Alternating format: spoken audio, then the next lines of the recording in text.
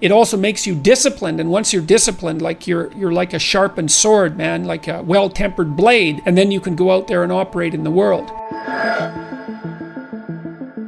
The reason that discipline is necessary is because you're a mass of competing short-term interests. And so the question is then, well, which short-term interests should win out? And the answer to that is none of them. They need to be organized into a hierarchy that makes them functional across time and across individuals. So like a 2-year-old is very likely to act out his or her proximal impulse. But of course, a 2-year-old can't survive in the world. You have to bring your primary instincts, let's say, under the regulatory structure of a higher order value system that allows them to manifest themselves without undue mutual sacrifice across large spans of time in the presence of large numbers of other people. So that requires a very sophisticated ordering.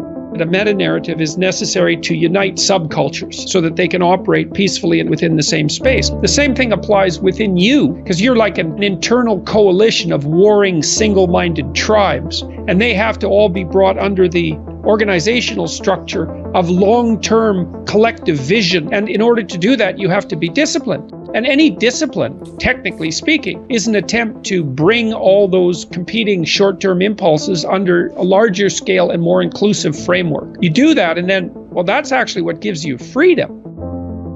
If you're going to mess around with very complicated and dangerous matters, you should really put your life together. We also know that the higher your conscientiousness, the lower your neuroticism. Conscientiousness does seem to keep neuroticism in check. And so I would say, and have said this to many people, clean your room, organize your life, get a routine, get up every day at the same time, go to bed at the same time, establish disciplined habits. That will help a lot. Schedule, and here's how to use a schedule. Use a calendar, but don't use it as a tyrant. You want to use your calendar as if it's your confidant and advisor. And what you want to do is use the calendar, sit down, and open the calendar and think, okay, well, here's what I'm going to do. I'm going to design a week of days that I would really like to have. What that would mean is that you would schedule things that you would consider meaningful and productive, on a daily basis, so that you feel that your life is justified by having a day like that, and also to schedule enough of your responsibilities so that you make progress day by day instead of falling farther behind. Generally, you should approach it as if this is something that will help you get what you want. You have to figure out what you want. And then you have to figure out how to decompose what you want into actionable steps.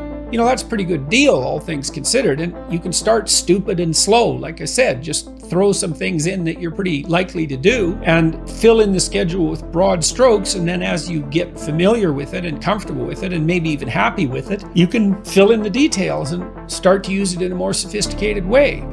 And what that'll do is, it doesn't directly affect your neurophysiology, but you react to uncertainty and the unexpected with more physiological preparedness and more expenditure of energy than the typical person. And so what you want to do is organize your surroundings, because it's a lot easier to organize your surroundings, at least to begin with, than it is to do radical reconstruction on your fundamental temperament. Generating a view of your life that consists of valued goals that you want to attain, and then steps by which those might be attained. Well, then you can ally that with a schedule, and then not only do you know what you're doing, you know that what you're doing is moving you towards something you want, and that's rewarding. You need to have a primary discipline. It's absolutely necessary to succeed in life. Now, once you have a primary discipline, then you can branch out and become a multiplicity in your disciplined approach, and then you're absolutely bloody unstoppable.